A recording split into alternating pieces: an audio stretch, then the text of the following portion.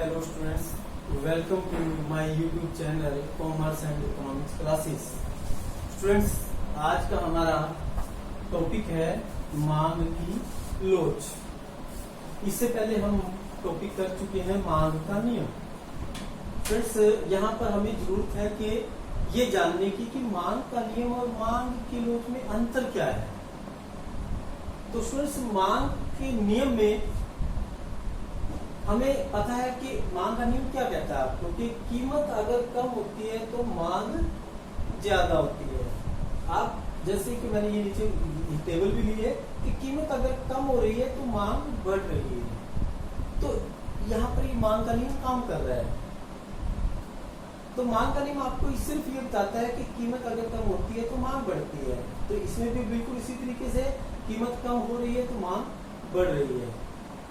तो स्टूडेंट्स, मांग के नियम में दिक्कत एक कमी है, और वो क्या है कि कीमत के कम होने से मांग बढ़ती तो है, परंतु स्टूडेंट्स देखिए कि मांग यहाँ पर भी बढ़ रही है और मांग यहाँ पर भी बढ़ रही है। परंतु फर्क क्या है कि एक्स वस्तु के लिए कीमत अगर 1 रुपया कम होती है तो इसके अंदर मांगी गई मात्रा में बढ़ोतरी हो रही है 5 की, और वाई वस्तु के लिए अगर कीमत 1 रुपया कम होती है तो यहाँ पर मांगी गई मात्रा में कितनी बढ़ोतरी हो रही है, 10 की। यानी मांग का नियम तो आपको सिर्फ ये बता रहा है कि कीमत के कम होने से मांग बढ़ेगी। इस बात को वो हाईलाइट नहीं कर पाता, इस बात के बारे में वो डिफरेंस नहीं कर पाता कि कीमत के बराबर कमी आने से दोनों वस्तुओं के लिए कीमत में कमी बराबर आई है, परंतु एक वस्तु की मांग कम बढ़ी है, दूसरी की ज्यादा बढ़ी है। इस जो अंतर को मांग का नियम कुछ भी नहीं इसके बारे में बात करता। तो ये एक मांग के नियम की आप कह लीजिए कि कमी है।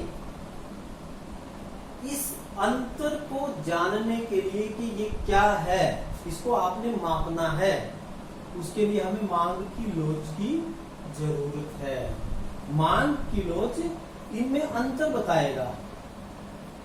तो हमने ये एक एग्जांपल लिया हुआ है, ये वस्तु एक्स है, वस्तु वाई है, और हमने क्या किया, शुरुआत में 4 रुपए कीमत के ऊपर यहाँ भी मांगी गई मात्रा 10 है। वाई वस्तु के लिए भी बिल्कुल वही है कि 4 रुपए कीमत के ऊपर मांगी गई मात्रा 10 है। दोनों में हमने कीमत को बराबर कम कर दिया है, 1 रुपया घटा दिया है, परंतु क्या हुआ, एक्स वस्तु की मांग जो है बढ़कर 15 हो गई है, वाई वस्तु के लिए मांग बढ़कर 20 हो गई है।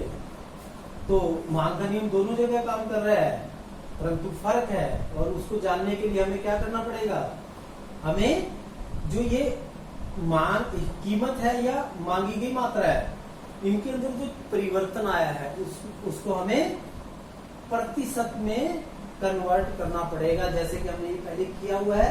कैसे किया है उसको जानिए। सिंपल तरीका है कि जैसे 4 रुपए से कीमत कम होकर 3 हो गई है, तो इसमें कितने प्रतिशत की कमी आई है ये निकालना है। कैसे निकालेंगे, जैसे ये मैंने पहले लिखा हुआ है कि 4 क्या है, एक बेस है, एक आधार है, जिसके आधार पर कीमत में 1 की कमी आई है। तो क्या लिखेंगे, 4 के आधार पर कमी आई है 1 रुपए की। 1 रुपए के आधार पर कमी कितनी आएगी, 1/4। सिंपल तरीका है, जैसे 10th वगैरह में हम करते हैं। परंतु हमें क्या चाहिए, 100 के बेस पर हमें प्रतिशत परिवर्तन निकालना है।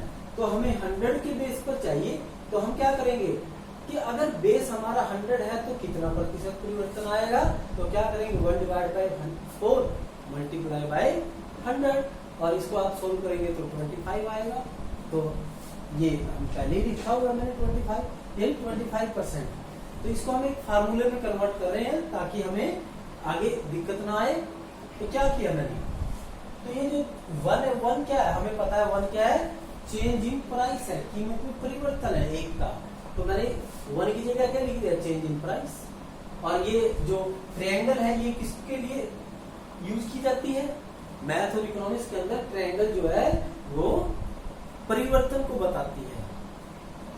तो परिवर्तन यानी चेंज किसके अंदर है, प्राइस के अंदर, और डिवाइड बाय पी क्या, ओरिजिनल प्राइस, शुरुआत की कीमत। 4 क्या है, शुरुआत की कीमत है, तो हमने 4 की जगह क्या लिख दिया है P और मल्टीप्लाई बाय 100। तो हमारा एक फॉर्मूला बन गया है कि कीमत में प्रतिशत परिवर्तन निकालना है, तो ये वाला फार्मूला हम यूज करेंगे। बिल्कुल इसी तरीके से स्टूडेंट्स, अगर मात्रा में प्रतिशत परिवर्तन निकालना है तो ये वाला फार्मूला बन गया। सिर्फ क्या किया, P की जगह हमने क्यों लिख दिया, मात्रा। तो अगर आप इस फार्मूले को यूज करें तो देखिए students, change in P divide by original P into में 100। P क्या है, यानी सॉरी चेंज इन P क्या है 1, और 1 क्या है माइनस है, -1, क्योंकि 4 से घटकर 3 हुई तो परिवर्तन कितना है -1 का। -1 डिवाइड बाय P, P क्या है, यानी शुरुआत की कीमत 4 इंटू में 100। अगर आप इसको सोल्व करेंगे तो ये क्या आएगा -25। तो यही हम पहले लिख चुके हैं। बिल्कुल इसी तरीके से मात्रा में प्रतिशत परिवर्तन फॉर्मूला वही, change in quantity divide by original quantity into में 100। अब क्वांटिटी में कितना चेंज आया, +5, क्योंकि मात्रा जो है बड़ी है, 5 के बराबर बढ़ गई है, तो +5 divide by original quantity. Original quantity कितनी है 10, ओरिजिनल क्वांटिटी 10 मल्टीप्लाई बाय 100। अगर आप इसको करेंगे तो ये 50 आ जाएगा। तो ये पहले लिख दिया हमने, मात्रा में प्रतिशत परिवर्तन 50, और ये प्लस में आया है। बिल्कुल इसी तरीके से वाई वस्तु के लिए ये तो पहले ही निकाल चुके हैं, सेम है, तो यहाँ 100 आ जाएगा। तो स्टूडेंट्स देखिए कि कीमत के 25% कम होने से मांगी गई मात्रा 50% बढ़ जाती है, यानी कीमत के मुकाबले मांग में प्रतिशत परिवर्तन कितना आया, 2 गुना ज्यादा आया है। तो कितने गुना ज्यादा आया, उसी को क्या बोलते हैं, मांग की लोच। तो मांग की लोच यहां कितनी होगी स्टूडेंट्स, 2। बिल्कुल इसी तरीके से यहां देखिए कि कीमत के 25% कम होने से मांगी गई मात्रा 100% ज्यादा हो जाती है, यानी कितने गुना ज्यादा, 4 गुना ज्यादा। इसके 25% कम होने से 100% बढ़ गई, 4 गुना ज्यादा हो गई, तो ये 4। तो यहाँ मांग की लोच 4 है, यानी लोच किसे कहते हैं कि कीमत के मुकाबले मांग कितने गुना ज्यादा चेंज हो रही है, कितने गुना ज्यादा उसके अंदर परिवर्तन आ रहा है, उसी को बोलते हैं मांग की लोच। अब हमें ये भी पता है, देखिए स्टूडेंट्स, यहाँ इसके मुकाबले इधर अगर देखें तो डबल चेंज है, यहाँ 5 की बढ़ोतरी हुई, यहाँ 10 की बढ़ोतरी हुई है, डबल है। और लोच से भी पता लग रहा है, यहाँ लोच 2 है तो यहाँ लोच 4 है। ठीक है स्टूडेंट्स, तो इसको हम एक फार्मूले के द्वारा बना रहे हैं। ये फार्मूला है इसका मांग की लोच निकालने का। क्या, वस्तु की मांगी गई मात्रा में प्रतिशत परिवर्तन को डिवाइड करना है किससे, वस्तु की कीमत में प्रतिशत परिवर्तन। तो जैसे इस x वस्तु के लिए ले तो मांगी गई मात्रा में प्रतिशत परिवर्तन 50 है और कीमत में प्रतिशत परिवर्तन 25 है, माइनस साइन साथ में लेके चल रहे हैं हम। तो कितना है -2, यानी यहाँ पर साइन माइनस का भी लगा देते हैं अभी। और ऐसे ही y वस्तु के लिए ले तो लोच कितनी आ जाएगी, -4। तो स्टूडेंट्स यहाँ पर जो साइन है उसके कारण एक प्रॉब्लम है। देखो वैसे तो हम क्या कह रहे हैं कि मांग की लोच y वस्तु की 4 है, x वस्तु की 2 है, यानी यहाँ लोच ज्यादा है, यहाँ लोच कम है। परंतु साइन के साथ एक कंफ्यूजन क्या हो जाती है, हमें लगता है कि -4। देखो वैसे तो लोच 4 ज्यादा है और 2 कम है, परंतु माइनस के साथ क्या लगता है कि -4 is less than -2। Mathematical term में तो -4 इज लेस देन -2, परंतु एक्चुअल में क्या है, लोच ये वाली ज्यादा है, ये कम है। स्टूडेंट्स जो ये माइनस का साइन है वो सिर्फ क्या बता रहा है आपको, वो सिर्फ बताता है कि कीमत और मांगी गई मात्रा का आपस में जो संबंध है वो क्या है, वो नेगेटिव संबंध है। यानी एक चीज कम होती है तो दूसरी बढ़ती है, तो संबंध को दिखाने के लिए ये माइनस का साइन बीच में आ गया है, क्योंकि देखिए ये 25% कम हुई है तो माइनस का साइन, क्योंकि ये कम हो रही है, और मांगी की मात्रा 50% बढ़ गई है तो इसलिए यहाँ साइन प्लस का है, तो वो ऋणात्मक संबंध के कारण ये माइनस आ जाता है।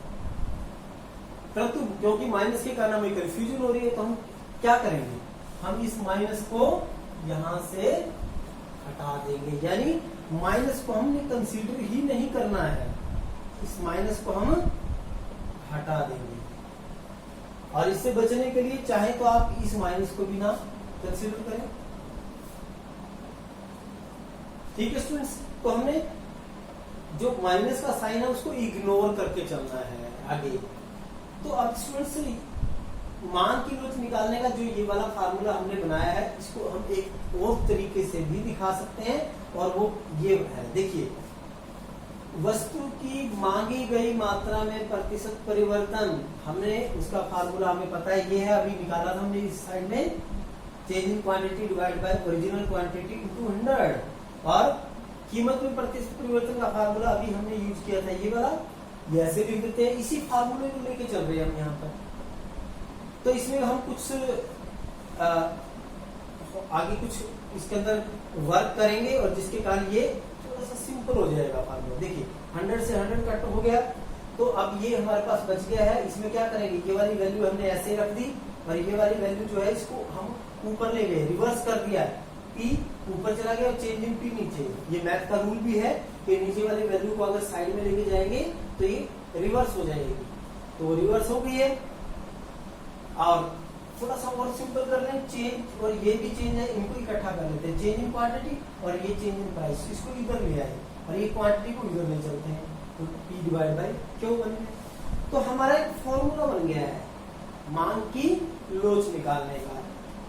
तो इस फॉर्मूले का यूज करके देखते हैं, तो x वस्तु के लिए लोच निकालते हैं इस फॉर्मूले में। देखिए स्टूडेंट्स, चेंज इन क्वांटिटी हमें पता, चेंज इन क्वांटिटी कितनी है, +5 divide by change in price हमें पता कितना है, -1 मल्टीप्लाई बाय ओरिजिनल प्राइस कितना हमें पता है 4, और divide by quantity, original quantity कितनी है 10, हमने 10 ले लिया। इसको आप सिंप्लीफाई करेंगे तो ये -2 आएगा, परंतु अभी हम बात कर चुके हैं कि साइन माइनस का नहीं लेना है। अब देखो स्टूडेंट्स, यहाँ पर साइन तो माइनस का आ गया है, इसको हम क्या करते हैं, हम इस साइन को खत्म करने के लिए हमें पता है कि अंदर का साइन माइनस है, एक साइन अगर हम बाहर अपनी तरफ से माइनस का लगा देंगे तो हमें पता है अंदर का साइन माइनस और एक बाहर का साइन माइनस, दोनों मिलकर क्या हो जाएंगे प्लस। ठीक है, तो इसलिए हम क्या करते हैं, इस फॉर्मूले के आगे अपनी तरफ से माइनस का साइन लगा देते हैं।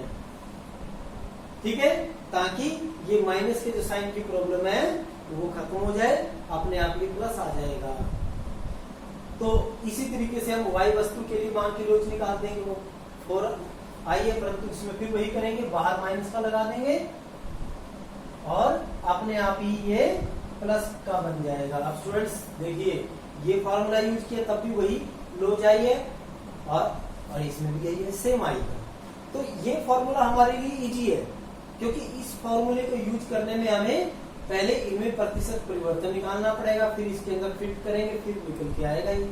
परंतु इस फॉर्मूले में हमें कोई प्रतिशत परिवर्तन नहीं निकालना, सीधा इसके अंदर यहाँ से वैल्यू फिट करेंगे और हमारी लोच निकल जाएगी। तो स्टूडेंट्स, उम्मीद है कि आपको लोच जो आज का टॉपिक है हमारा वो अच्छे से समझ में आ गया होगा। उसके बाद हम आगे के टॉपिक के लिए कल फिर मिलते हैं। आज के लिए आपका बहुत बहुत धन्यवाद। थैंक्स।